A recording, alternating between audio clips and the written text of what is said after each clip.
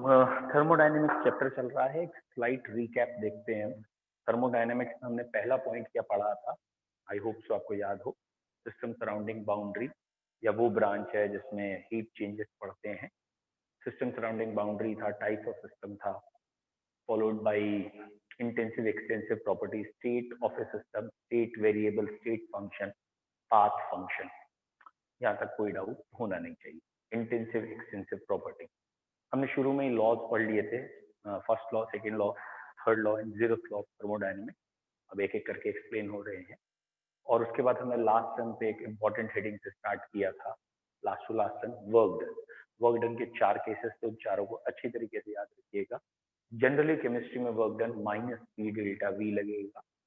और अगर उन्होंने स्पेशली कह दिया है isothermal reversible process, reversible is very slow process, then it take infinitely long time, therefore आपको यहाँ इंटीग्रेट या लॉग लगाना पड़ेगा। तो रिवर्सिबल में लॉग का पॉइंट याद रखिए। और अगर इन वैक्यूम वर्क का है तो 0 आंसर होगा। पीवी ग्राफ का वर्क का है तो एरिया अंडर कर्व होगा, याद रखिएगा। अगर पीवी ग्राफ का वर्क है, अभी क्वेश्चन भी करा दूंगा, एरिया अंडर द कर्व। तो मेन वर्क डन पे फोकस करिएगा। पहली वेरी इंपॉर्टेंट हेडिंग थी वर्क डन। बहुत क्वेश्चन आते हैं और गलतियां भी वर्क डन पे होती है। सेकंड इंपॉर्टेंट हेडिंग जो हमने लास्ट टर्म से शुरू की, दैट इज इंटरनल एनर्जी। और इंटरनल एनर्जी को हमने थोड़ा सा फिजिक्स से रिलेट करके पढ़ लिया था। C P D T, C V D T, delta E equals to N C V D T करके पढ़ लिया था। तो मैंने आपको molar heat capacity and what is specific heat capacity ये पढ़ा दिया था। Specific heat capacity small C V से डिनोट होती है और molar heat capacity C P से डिनोट होती है। यहाँ तक हम पढ़ चुके हैं। यहाँ तक किसी को कोई डाउट है तो पहले पूछ ले। That is internal energy, work done, intensive extensive, या इससे पीछे कोई डाउट है? Very good. 1 का मतलब क्लियर, ठीक है। और किसी को, जिसने 1 टाइप कर लिया है दैट मीन्स उसे क्लियर है। Okay, Akshat clear, Abhishek clear, बाकियों को कोई डाउट है क्या अभी? Vanshika, Sanjana, okay, Vedai clear. बेटा बोर्ड अगर साफ ना आ रहा हो तो बता देना, क्योंकि अभी मैंने शायद जियो वाला कनेक्ट नहीं किया, गलती से दूसरा हो गया। ओके ना, आज की हेडिंग हम स्टार्ट कर रहे हैं। आज की बेटा हमारी हेडिंग है that is enthalpy, this one, ठीक है। अगर आपको साफ ना आ रहा हो नजर तो बताइएगा मुझे जरूर। एंथैल्पी क्लियर है आपको, साफ दिख रहा है? ओके, तो व्हाट इज एंथैल्पी, ये आज की हेडिंग। Very good. तो बच्चों एंथैल्पी का मतलब क्या है ये समझना है। इसको डिनोट करते हैं केमिस्ट्री में एच से, ठीक है। इसका डिनोशन है एच। अगर हम एंथैल्पी की बात करें तो कह देते हैं it is total heat content of A system. तो आपके दिमाग में होना चाहिए total heat content of A system. मतलब हीट कंटेंट के मैंने आपको स्टार्टिंग में बताए थे 2 रीजन होते हैं। कौन से 2 रीजन? डायरेक्ट एनर्जी और वर्क डन, है ना। ये 2 चीजों से हम, तो जब दोनों का इन्वॉल्वमेंट हो, मतलब इंटरनल एनर्जी भी चेंज हो रही हो और वर्क भी हो रहा हो, जब इंटरनल एनर्जी और वर्क दोनों में हीट जा रही हो, तो उस समय की वो जो टोटल हीट है ना, इंटरनल एनर्जी और वर्क के साथ इन दोनों का सम जो है वो है टोटल हीट कंटेंट। मतलब क्या है, इसको हम ऐसे लिख देते हैं H equals to U plus E V. यहाँ से आपको दिख रहा होगा वर्क बनेगा, ये चेंज इन इंटरनल एनर्जी आएगी। तो चेंज इन इंटरनल एनर्जी और वर्क डन, जब दोनों चीजों को हम सम करेंगे उस समय का जो हीट चेंज आएगा उसे हम कहते हैं एंथैल्पी। मतलब अब मैंने इसी को लिखा डेल्टा के टर्म्स में, तो ऑब्वियसली आप जानते ही हैं delta H equal to delta U plus एक बारी हम लिखेंगे पी डेल्टा वी। मतलब एक बारी हमने क्या किया बेटा, पी कांस्टेंट वॉल्यूम में चेंज देखा, और एक बारी हम क्या करेंगे डेल्टा पी वी ऐसे लिखेंगे। बट जब हम कांस्टेंट प्रोसेस, कांस्टेंट प्रेशर की बात कर रहे होंगे तो ये टर्म 0 हो चुका होगा। कांस्टेंट प्रेशर में डेल्टा पी 0 हो गया होगा और इसलिए ये टर्म 0 हो गया। और अब ये बचा delta H is equal to delta U plus P delta V. और आपको मालूम ही है ना, P delta V is work done, ये हो गया वर्क डन। और ये है इंटरनल एनर्जी का चेंज, एक है वर्क डन और एक चेंज इन इंटरनल एनर्जी दिख ही रहा है। तो इन दोनों का जो सम है that is called as enthalpy. तो what is meaning of enthalpy? कई बच्चे एंथैल्पी चैप्टर के बाद भी नहीं समझ में आते, कहते क्या है एंथैल्पी का मतलब क्या है, what is the physical significance of enthalpy. तो अभी जो हमने बोर्ड पे लिखा है वो ये है कि टोटल हीट कंटेंट है, और लिखा है हमने कि टोटल हीट कंटेंट में इंटरनल एनर्जी और वर्क डन दोनों चीजें आएंगी। तो इंटरनल एनर्जी और वर्क डन का जो सम होगा उसे टोटल हीट कंटेंट या एंथैल्पी कहते हैं। तो पहले आप 2-3 लाइनें लिख लीजिए, क्योंकि मैं मिटा के फिर से बताऊंगा। बस यही बोल रहा हूँ, यही 3 लाइनें। पहला पॉइंट आप लिख लीजिए, it is total heat content of A system. Total heat content of A system. फिर आपका दूसरा पॉइंट आप लिख लीजिए, इट इज फंक्शन ऑफ, ये मतलब किस किस पे डिपेंड कर रही है, it is function of internal energy and volume. ठीक है, दो चीजों पे डिपेंड करती हुई दिख रही है, internal energy and change in volume आएगा। ठीक है, तो इंटरनल एनर्जी और वॉल्यूम इन पे डिपेंड कर रही है या प्रेशर वॉल्यूम पे डिपेंड कर रही है। तो यहाँ से आप लिखेंगे delta H is equal to U plus P V, और delta H equal to delta U plus P delta V and delta P V. और ये एट कांस्टेंट प्रेशर हुआ बच्चों। एट कांस्टेंट प्रेशर पे जब हम देखेंगे तो हम कहेंगे at constant pressure delta H is equal to delta U plus P delta V. तो delta H is equal to delta U plus P delta V. ठीक है, अब एक बारी समझने की कोशिश करिएगा क्या समझाना चाह रहे हैं। ठीक है, एंथैल्पी को एक बारी दोबारा समझा रहा हूं, समझ में आ जाए तो अच्छी बात है। बेटा प्रैक्टिकली सोचना मैं क्या कह रहा हूं। ये एक सिस्टम था हमारे पास, ये कंटेनर है जिसकी हम स्टडी कर रहे हैं। ठीक है, इस कंटेनर में हम कोई रिएक्शन कर रहे हैं, कोई भी रिएक्शन जो आपके दिमाग में आ जाए, N2 प्लस 3H2, ठीक है, is equal to twice NH3। मान लो मेरे को ये रिएक्शन करवानी है, तो इस सिस्टम में मैंने नाइट्रोजन ऐड कर दिया, हाइड्रोजन ऐड कर दिया। अब प्रॉपर कंडीशन देके मैं अमोनिया बनाऊंगा, और what ever any other reaction also. तो मुझे कुछ एक एनर्जी पहले सप्लाई करनी पड़ेगी जो ये बॉन्ड तोड़ेगी, तभी तो रिएक्शन शुरू होगी बेटा। ये बॉन्ड टूटेगा, ये बॉन्ड टूटेगा, तभी तो रिएक्शन शुरू होगी।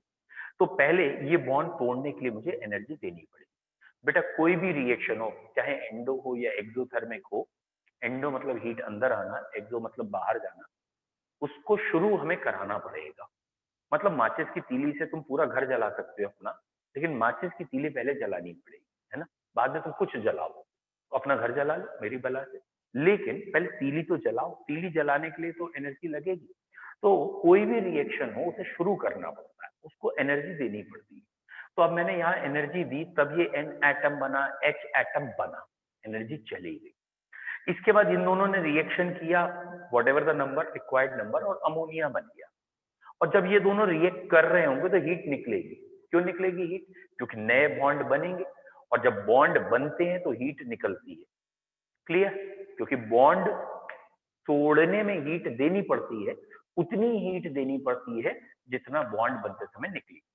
समझ में आ रहा है? तो जब ये बॉन्ड बना था तो हीट निकली, और जितनी हीट निकल गई उतनी देंगे तब टूट जाएगा।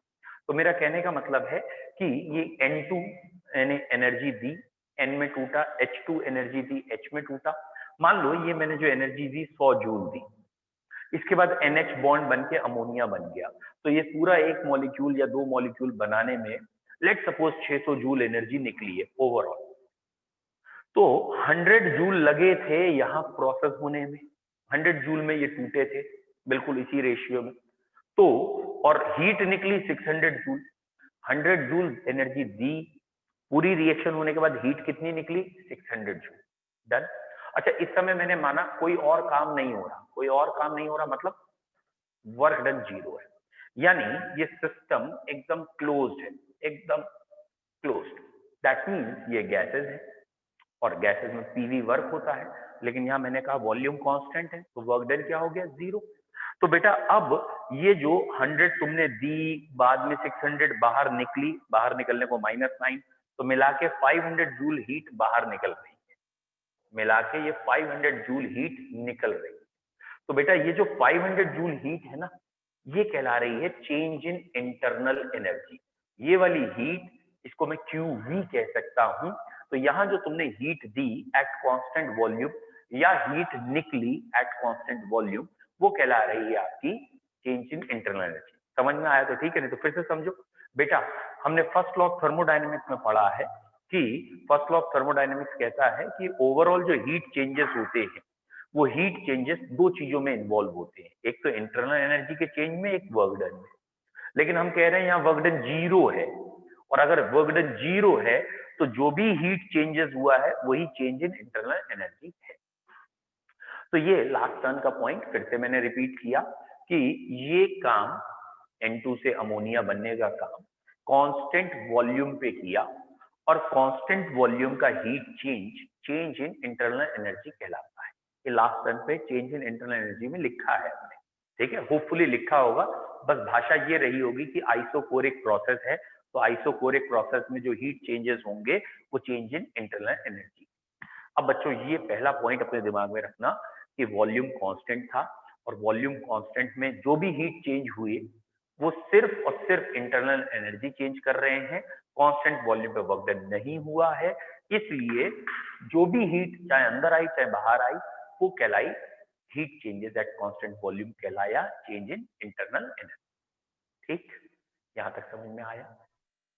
चल अब बेटा हम बात कर रहे हैं एंथैल्पी की। इसी चीज में इसी समय मतलब यही रिएक्शन हो रही है, लेकिन अब की मैंने यहाँ पिस्टन लगा दिया, that means it is movable. और अगर प्रोसेस के समय मैंने कहा प्रेशर कांस्टेंट रखना है, मुझे मतलब नहीं इसका वॉल्यूम क्या होगा, लेकिन सपोज यहाँ 1 एटमॉस्फेयर प्रेशर है और मैं कह रहा हूं N2 और H2 रिएक्ट करके अमोनिया बने, तब भी प्रेशर 1 ही रहना चाहिए। यानी अब मुझे प्रेशर को कांस्टेंट रखना है।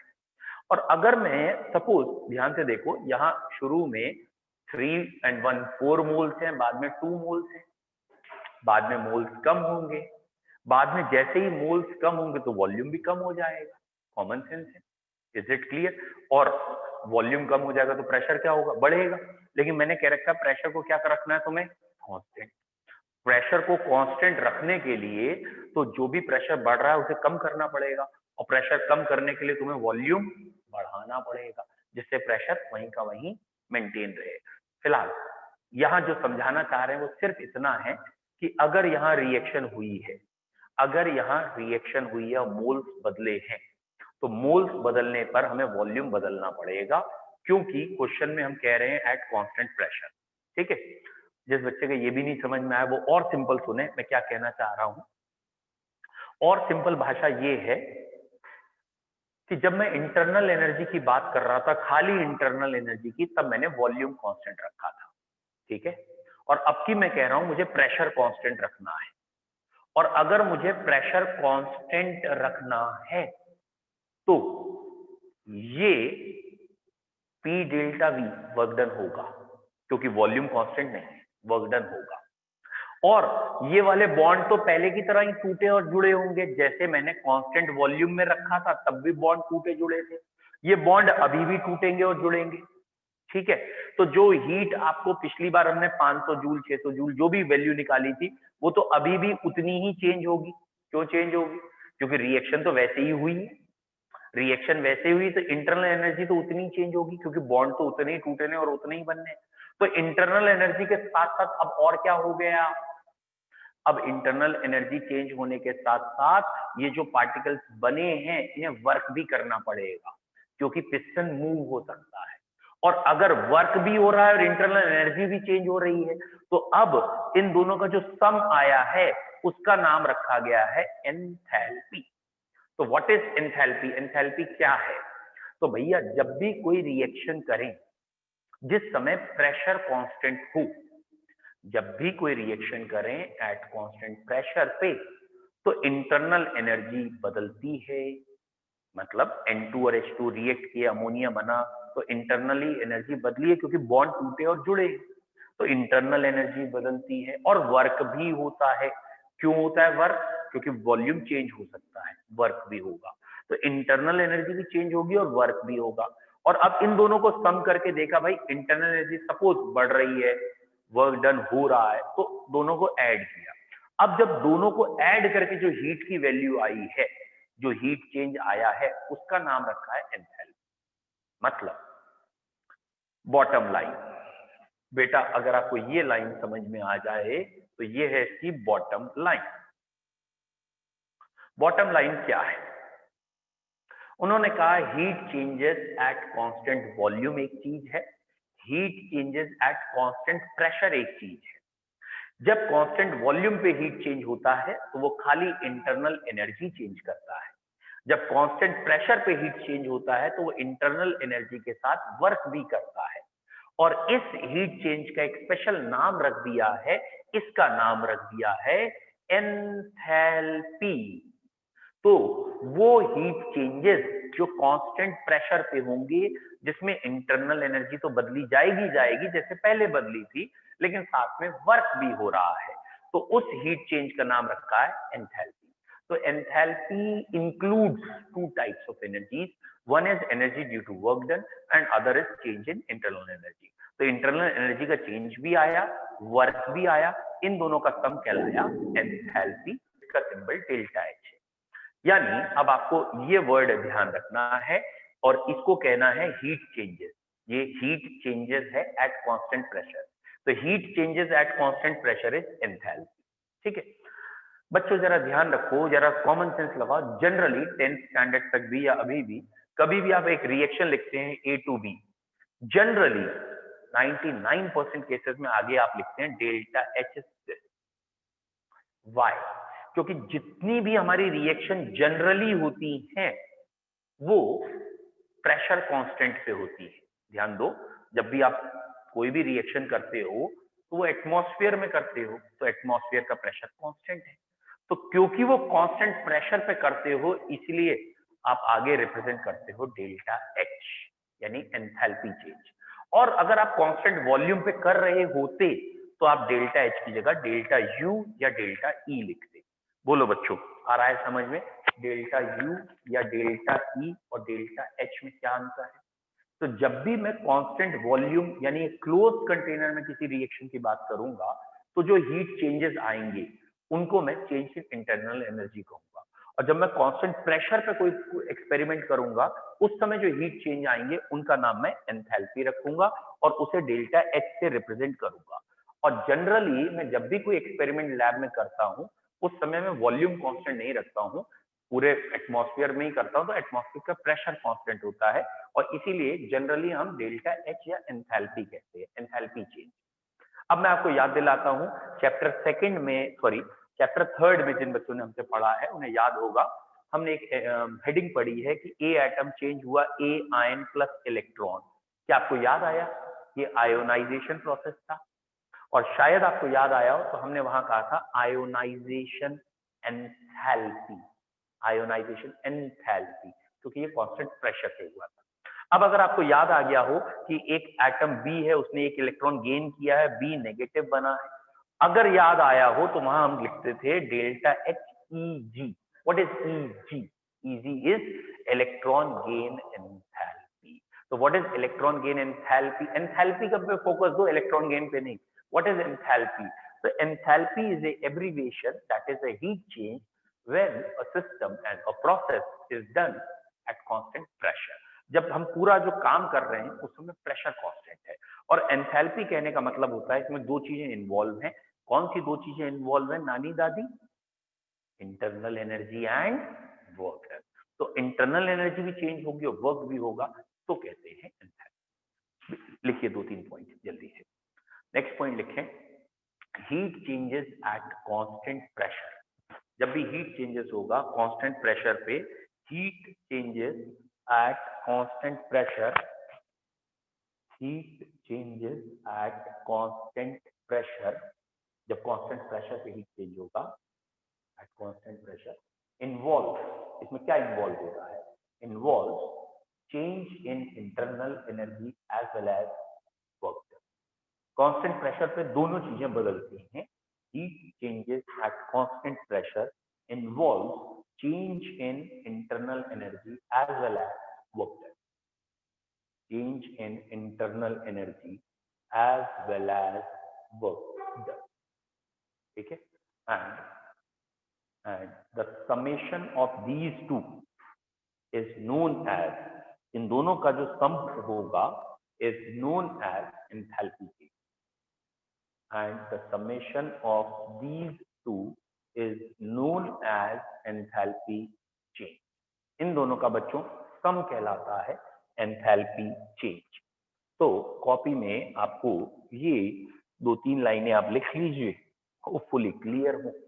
ये हमारी कल की वैल्यू थी कि क्यू वी की बात करें, यानी heat changes at constant volume की बात करें, तो डेल्टा यू के इक्वल होता है। और अगर हम क्यू पी की बात करते हैं तो वो डेल्टा यू प्लस डब्ल्यू के इक्वल होता है। और इस क्यू पी को ही हम कहते हैं डेल्टा एच। और कई बार ये क्वेश्चन आ जाता है, delta H minus delta U बताइए। तो delta H minus delta U obviously work done है, जिसे आप पी डेल्टा वी कह सकते हैं, या जिसे आप delta N G R T कह सकते हैं। वर्क डन तो यही होता है ना, पीवी या एनआरटी, और पी डेल्टा वी है तो डेल्टा एनआरटी आप लगा देंगे। तो what is this, what is this, ये समझो कि कोई भी एक रिएक्शन की गई है कांस्टेंट वॉल्यूम पे, और वही रिएक्शन की गई कांस्टेंट प्रेशर पे। जब एक ही रिएक्शन को कांस्टेंट वॉल्यूम पे करते हैं और कांस्टेंट प्रेशर में करते हैं तो काहे का अंतर आता है? कांस्टेंट वॉल्यूम में वर्क डन नहीं था, कांस्टेंट प्रेशर में वर्क डन था, तो कांस्टेंट प्रेशर में वर्क डन का अंतर आएगा। तो इन दोनों की हीट चेंजेस में जो अंतर आएगा वो वर्क डन का है, वही लिखा है।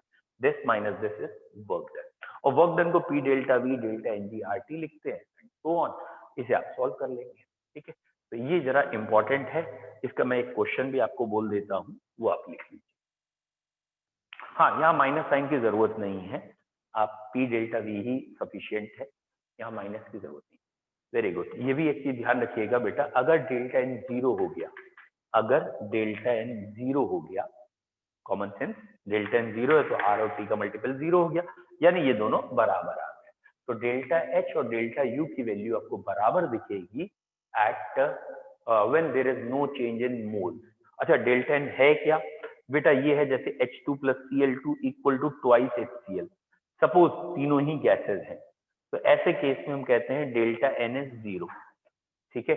ये 1 मोल 2 मोल्स हैं, ये भी 2 मोल्स हैं, तो product minus reactant is delta N. Delta N क्या है बेटा? डेल्टा हमेशा प्रोडक्ट माइनस रिएक्टेंट ही होता है, तो delta N product minus reactant, product के भी 2 मोल है, रिएक्टेंट के भी 2 मोल।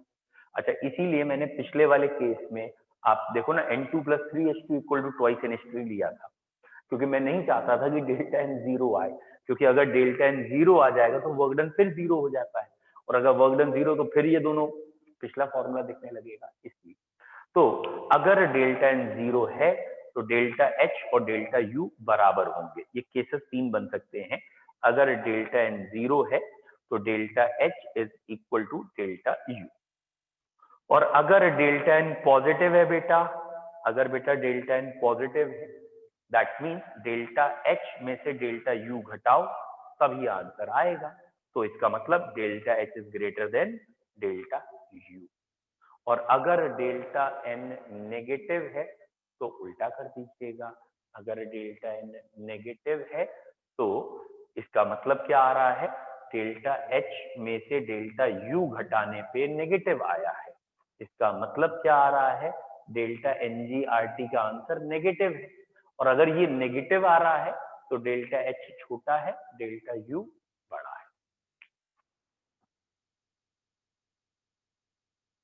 हम क्वेश्चन से ज्यादा समझेंगे, अगर थोड़ा बहुत भी कंफ्यूजन है तो क्वेश्चन से समझेंगे। फिलहाल आई होप सो, अभी भी अगर कोई कंफ्यूजन है बताइएगा। क्या आपको एंथैल्पी का मतलब समझ में आ गया? What is difference between enthalpy change and internal energy change? कब हम डेल्टा यू लिखते हैं, कब हम डेल्टा एच लिखते हैं? समझ में आ गया? 1 टाइप करो, नहीं आया 2 टाइप करो,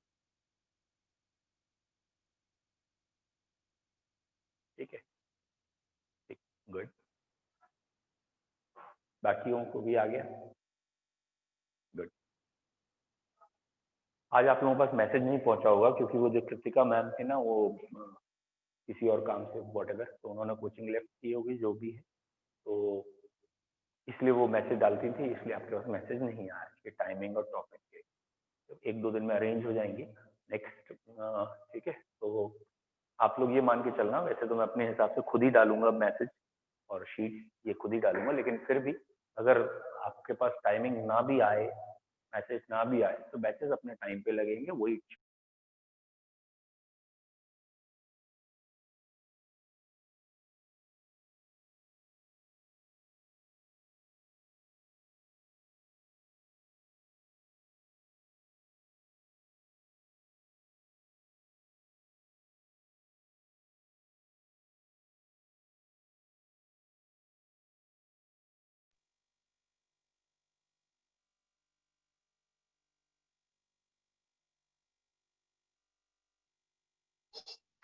Excuse me, sir.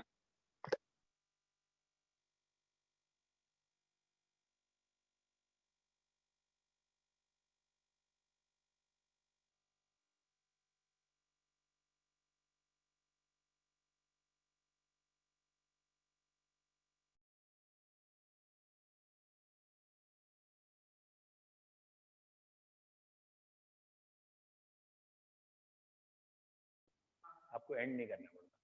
हाँ बच्चे, अब बोलो बेटा। सर ये लास्ट वाला जो आपने पढ़ाया वो समझ नहीं आया। क्या चीज बेटा, बताओ। सर ये जो लास्ट में आपने बोर्ड पे लिखे हुए हैं ना ये क्वेश्चंस, ये समझ नहीं आई। अच्छा, क्या आपको एंथैल्पी तक समझ आ गया था। एंथैल्पी आ गया ना, बस ठीक है। Enthalpy yes sir. इंपॉर्टेंट था। ओहो, ये क्या हो गया, मेरा फोटो ना आ रहा। अरे, मेरा फोटो आ गया, मेरा फोटो। आपको एंथैल्पी तक तो आ गया ना बेटा, बस एंथैल्पी तक ही इम्पोर्टेंट है। और एंथैल्पी के बाद ये जो लिखा है, ये अभी मैंने ना थोड़ा गंदा लिखा है, इसके साथ समझ नहीं आया होगा, 1 मिनट में आ जाएगा समझ, इसमें कुछ भी नहीं। आप मुझे ये बता सकते हो बेटा कि आपको एंथैल्पी और इंटरनल एनर्जी में क्या अंतर है, ये समझ में आ गया? Yes sir. क्या अंतर है बता बेटा। सर एंथैल्पी में प्रेशर कांस्टेंट होता है तो वर्क डन भी होता है, इंटरनल एनर्जी भी होती है। उन दोनों के सम को एंथैल्पी बोलते हैं। और अगर वॉल्यूम कांस्टेंट होता है तो वर्क डन नहीं होता है और उसको इंटरनल एनर्जी बोलते हैं, यू, डेल्टा यू।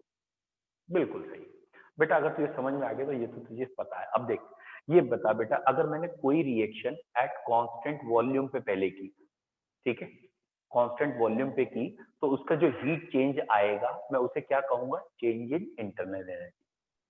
ठीक है, पहला पॉइंट, यस नो बोलते जाओ।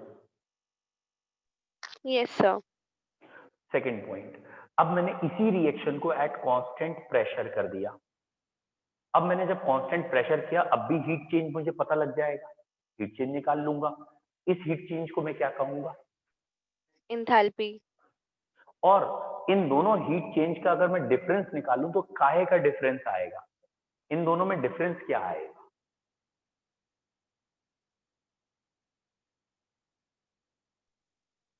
बोलो। सर वर्क डन का डिफरेंस आएगा। ऑब्वियसली कॉमन सेंस है, इसमें वर्क डन इन्वॉल्व नहीं था, इसमें वर्क डन भी इन्वॉल्व है और इंटरनल एनर्जी चेंज भी इन्वॉल्व है। इंटरनल एनर्जी दोनों में सेम चेंज होगी, वो तो कैंसिल हो जाएगी, खाली वर्क डन का ही तो अंतर आएगा। Yes sir. अच्छा, वर्क डन को पी डेल्टा वी भी कहते हैं। Yes sir. P delta V को डेल्टा एनआरटी कह सकते हैं। Yes sir. P equal to N R T. और अब मैं ये कह रहा हूं कि डेल्टा एन जीरो हो गया। अगर डेल्टा एन जीरो हो गया तो ये पूरा टर्म जीरो हो गया, तो ये दोनों बराबर हो गए। ओके। Yes sir. और ऐसे ही डेल्टा एन अगर प्लस है या माइनस है तो कौन बड़ा है कौन छोटा है। ठीक है, ओके। कल हमारी टॉपिक होगा टाइप्स ऑफ एंथैल्पी, आज थोड़ा सा कम रखेंगे 5 मिनट, कल टाइप्स ऑफ एंथैल्पी। ओके, चलो बाय बाय। Thank you.